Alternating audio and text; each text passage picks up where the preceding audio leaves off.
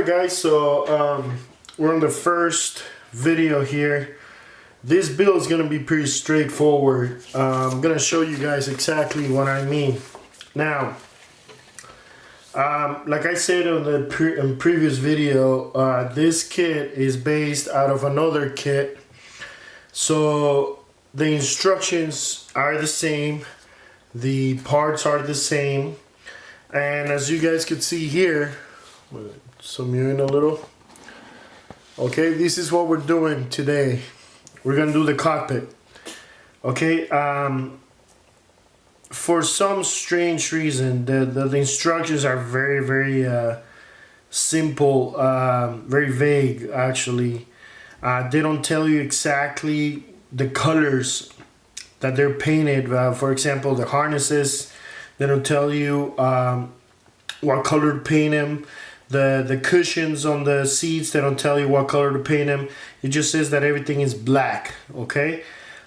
So my advice to you is, if you're building this kit, go to the internet, find yourself some reference pictures. There's tons of them online, and go through there. We're not gonna go bananas with the cockpit. We're just gonna pretty simply, is that good English? Anyway, just simply paint it black, do a little bit of colors here and there on the instrument panels. The harnesses, I do want to paint them the right color, and yeah, there's one clear part, D6. That's the window in between the co-pilot and the pilot. You gotta paint that frame black, for what I've seen. So I don't want to bore you guys to death, me showing you guys how I put everything together. As you guys can see here, I have all the pieces that I need for the cockpit. It should take me not too long to put together. So we're gonna be doing this. I'm gonna cut the video right now, and I'll show you guys when everything is all put together. Okay, I gotta do a lot of cleanup on the parts, so I'll be back and I'll show you guys the final result. Okay guys, so we're done with the cockpit. Let me show you the cockpit. Here it is. It's all put together. I didn't put the instrument panels yet. I'm gonna be spraying them you know, with separately. That way I could just dry brush them and stuff. It's up to you. You know, you want to spend the extra time to paint every little detail on the cockpit, or do you want to do a simple dry brushing? I see a lot of people, you know, investing time, you know, painting every little detail, and then they close it up and you're never going to be able to see it. It's optional. I'm not saying that if you do that, you're doing it wrong. There's no doing wrong in this hobby. But to me, it is just something I just want to get done, okay? I'm not doing any kind of tutorials or anything like that, but what I'm planning on doing is, I have a little bit of XF1 flat black. And I'm gonna be painting the entire thing. Then I'm gonna be just painting the details that I know that I'm gonna be able to see, like for example the seats, the dials right here, and the instrument panels. Let me just show you, see what I mean. Bear with me a little bit. Okay, so the instrument panel, if you guys could see this, let me wait for the that's the view. That's the bottom view. This is what the front looks like. Okay, and you guys could see these are covers. You're gonna be able to look at it from here. So is it worth it for you to paint all those dials and you know, and really invest the time on doing that? It's up to you, but for me, it's not worth it. You're not gonna be able to see it. Also, I'm looking at the instrument panels. They're not really accurate, okay? Some of the front one, I'm sorry, this is the rear one. It's not really accurate as far as the screens and stuff. But this one, I will really touch it up and you know, do a little bit more, because this is the top view right here. And so you might be able to see it, you know, so I might spend a little bit of more time on these. But right now, what I'm gonna do is just spray using Fat Black. I keep saying Fat Black. I don't know why. So I have a little bit of XF1 with a little tiny bit of alcohol. I'm using Tamiya paint, so they're alcohol based.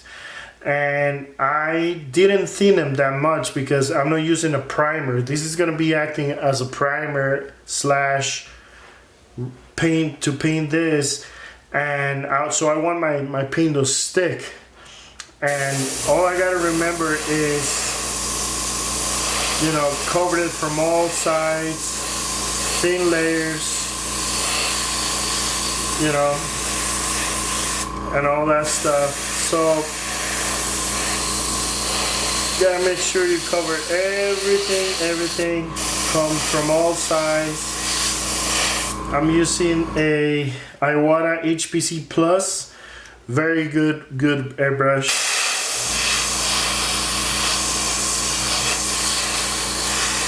Okay, and then we're gonna do some highlights with a little bit of NATO black, which is a little bit more of a dark gray. You could even use German gray if you want, but it gives it that look, you know. It's completely black now.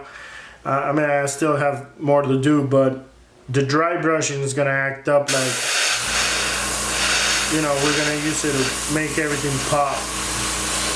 So I'm coming from all sides. Also the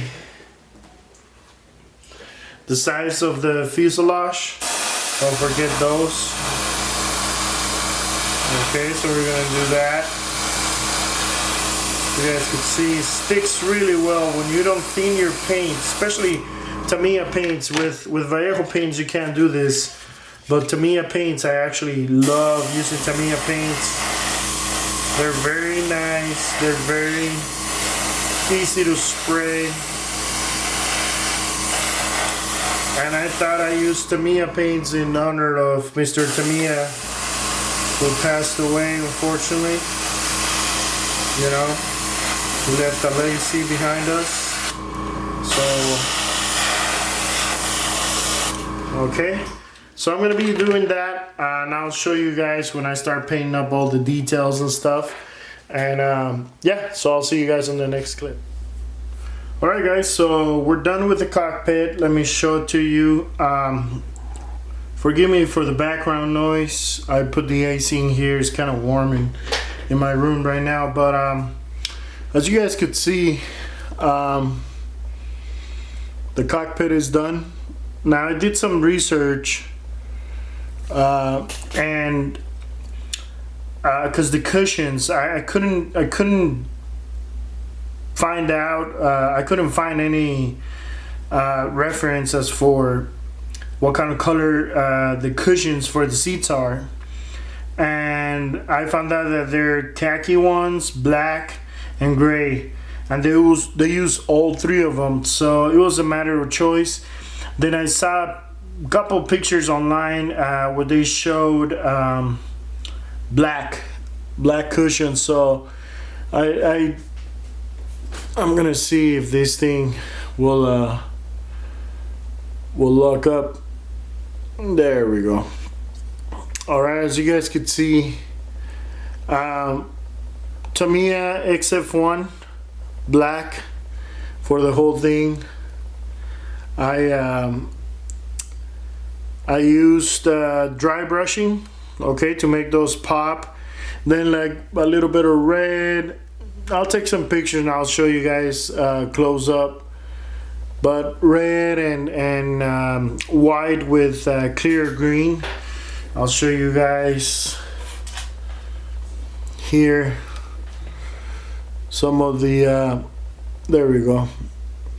You guys could see it's been dry brushed, and you just see the clear green. As far as accuracy with the instrument panels, they're pretty close, but they're not that accurate. And let's see if there is.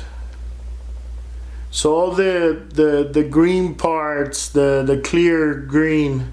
Like I said, I'm gonna take pictures of this.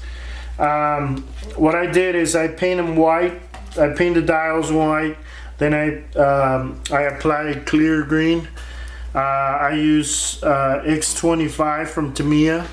I love Tamiya paints, man. They're so easy to airbrush. They're alcohol based, so they're tough, you know.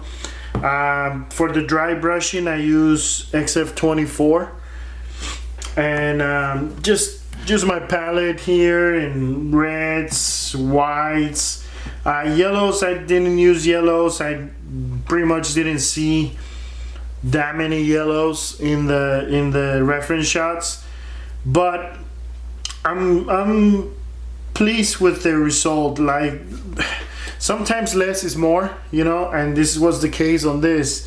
Dry brushing really makes everything pop, and yeah, it was pretty cool. I'll take some pictures, like I said. So that's it, guys. The next step will be number 2, which is bringing the fuselage together, putting some of the landing gear on, the propeller in the back. It says here not to glue it. I don't plan to play with my models, so I'm gonna glue it. And yeah, it should be straightforward.